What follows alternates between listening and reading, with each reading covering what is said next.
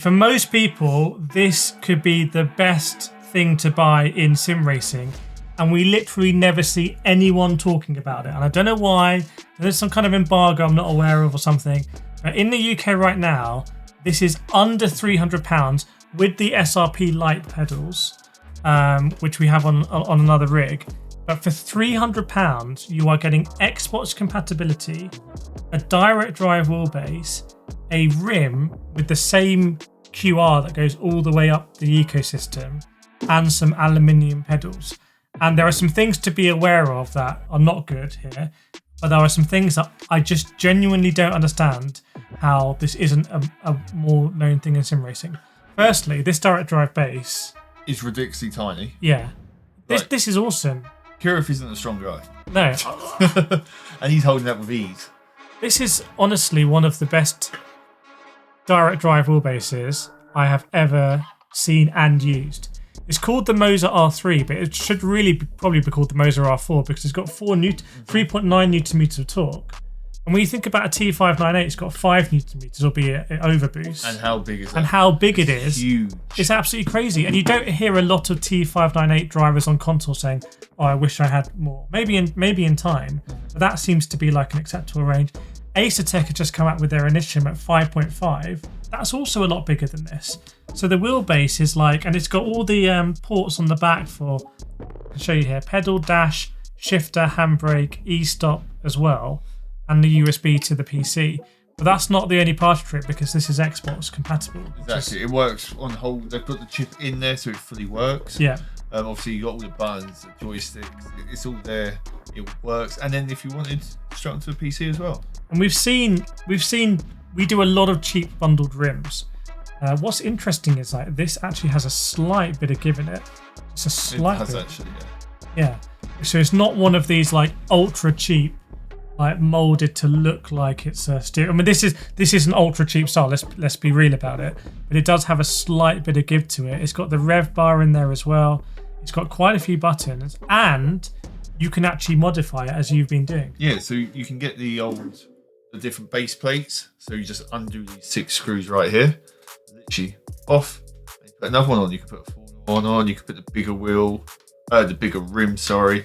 And even so much so that they actually supply, if you get the bigger rim, with bigger shifter like adapters. So it's really, really adjustable. You can decide what type of rim you want for what type of mood and what you're racing in. That takes seconds to do as well, a minute max. That's cheap, 40 quid-ish. I can't remember. I'm sure it'll be put somewhere in the video, but that's about £40 for it. And what no one says is that this is basically an Xbox hub. Yeah. Because of that. You could have third-party stuff kind of on it. You've got the stuff Moza supplies that is super crazy cheap. Mm-hmm. So it is a hub system, even though it's not sold as a hub. Maybe they're not allowed to sell it as a hub or something.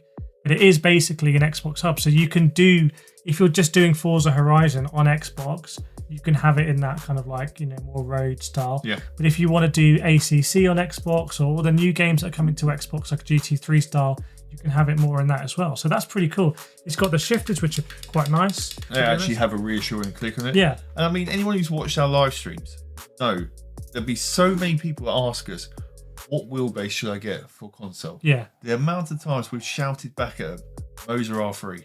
Yeah, if you're in that budget, like before, it's like if you're not in that budget, you're talking G29, you're talking like the Thrustmaster, belt or gear driven. If you're way above that, then you're looking at something like a Logitech G Pro and the Fantech ecosystem. But if you're in like that $400, price range, like I think this goes toe to toe with the T598. I really do. There's been a lot of issues recently with the Thrustmaster T598 with the power brick that they say they're sorting out and get replacements, powers and everything. I haven't heard horror stories about this one. We've used it and it's super quiet. It obviously is packaged really nicely. Like you can tell that a lot of thought has gone into this design. And to be fair, they've kind of kept it along their sort of range of looks. You can really see that it looks a lot like the R9 type thing. The R16. Yeah, maybe the newer like R21 and R25, ironically, kind of like have this style that was always there in the R3. I would love it if they had like a really nice integrated clamp solution.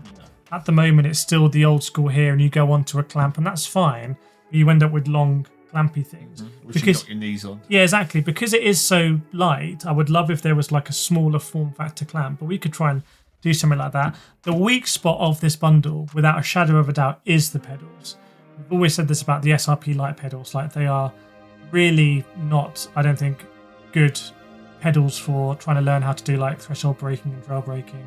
You can modify them, you can add like performance things onto them. But I would say if you can upgrade those pedals, you can get in the Moza ecosystem and plug them in the back here and use them with the R3, then this, you know, and you have a wheelbase and a wheel and some decent pedals as well, which will set you up not for just like learning. It'll actually set you up as you're progressing along sim racing ladder. I would love it if, you know, the Moza are, for whatever reason, I think Moza market it or something, or I don't know, maybe they want Xbox to market it and Xbox don't. But it's almost like if there was a good used market for this as people upgrade, you'd also have a great secondary market for these. So if this whole bundle is $299, I don't understand it, because the rim is in 100, the pedals are 100, and this base is 100.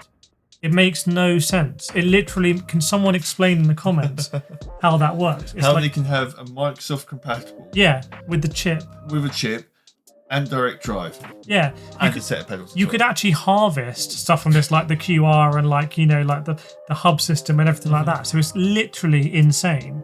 So I want to know in the comments, have you been using the Moza R3?